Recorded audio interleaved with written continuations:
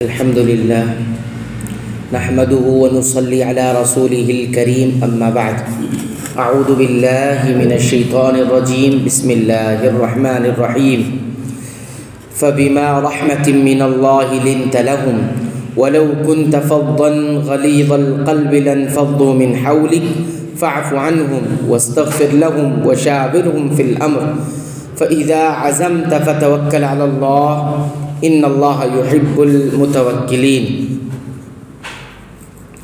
سورہ آل عمران آیت نمبر 159۔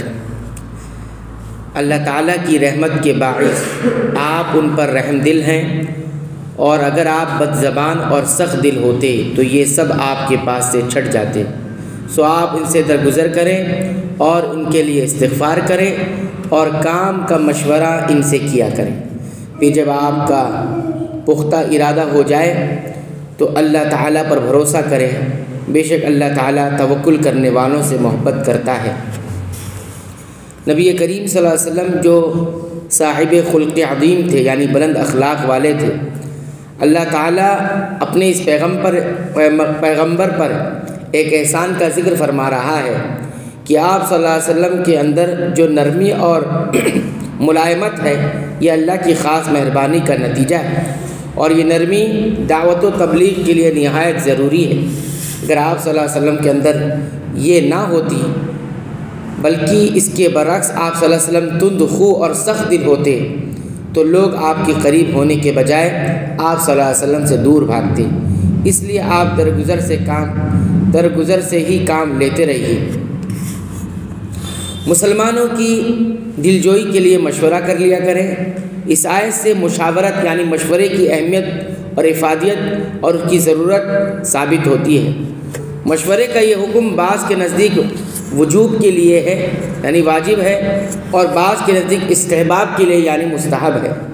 امام شوکانی رحمۃ اللہ علیہ لکھتے ہیں کہ حکمرانوں کے لیے ضروری ہے کہ وہ علماء سے ایسے معاملات میں مشورہ کریں جن کا انہیں علم نہیں ہے یا ان کے بارے میں انہیں اشکال ہے۔ فوج کے سربراہوں سے فوجی معاملات میں، اور بڑی شخصیتوں سے اور ذمہ داروں سے، لوگوں سے عوام کے مصالح کے بارے میں، اور ماتحت حکام اور والیان سے ان کے علاقوں کی ضروریات ترجیحات کے سلسلے میں مشورہ کریں۔ ابن عطیہ رحمہ اللہ کہتے ہیں کہ ایسے حکمران کے وجوب عزل پر کوئی اختلاف نہیں ہے جو اہل علم اور اہل دین سے مشورہ نہیں کرتا، یعنی جو مشورہ نہیں کرتا اس کو اس کی ذمہ داری سے ہٹا دیا جائے گا۔ یہ مشورہ صرف ان معاملات تک محدود ہوگا جن کی بابت شریعت خاموش ہے یا جن کا تعلق انتظامی امور سے ہے۔ مشورے کے بعد جس پر آپ کی رائے پختہ ہو جائے، پھر اللہ تعالیٰ پر توکل کر کے اسے کر گزریے۔ اس سے ایک تو یہ بات معلوم ہوئی کہ مشورے کے بعد بھی آخری فیصلہ حکمراں کا ہی ہوگا، نہ کہ ارباب مشاورت یا ان کی اکثریت کا، جیسا کہ جمہوریت میں ہے۔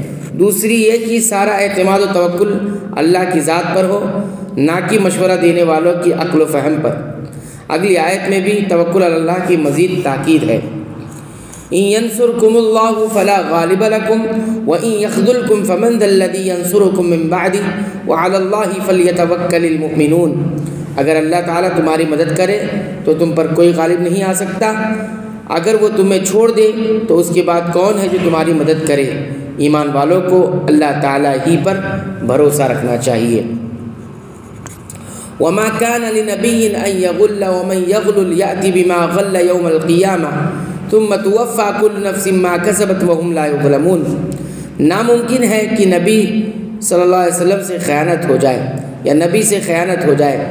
ہر خیانت کرنے والا خیانت کو لیے ہوئے قیامت کے دن حاضر ہوگا، پھر ہر شخص اپنے اعمال کا پورا بدلہ دیا جائے گا اور وہ ظلم نہ کیے جائیں گے۔ جنگ احد کے دوران جو لوگ مورچہ چھوڑ کر مال غنیمت سمیٹنے دوڑ پڑے تھے، ان کا خیال تھا کہ اگر ہم نہ پہنچے تو سارا مال دوسرے لپیٹ کر لے جائیں گے۔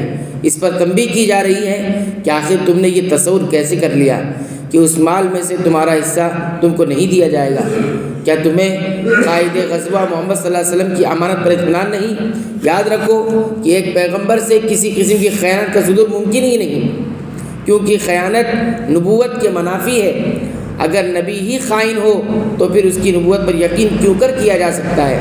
خیانت بہت بڑا گناہ ہے، احادیث میں اس کی سخت مذمت آئی ہے۔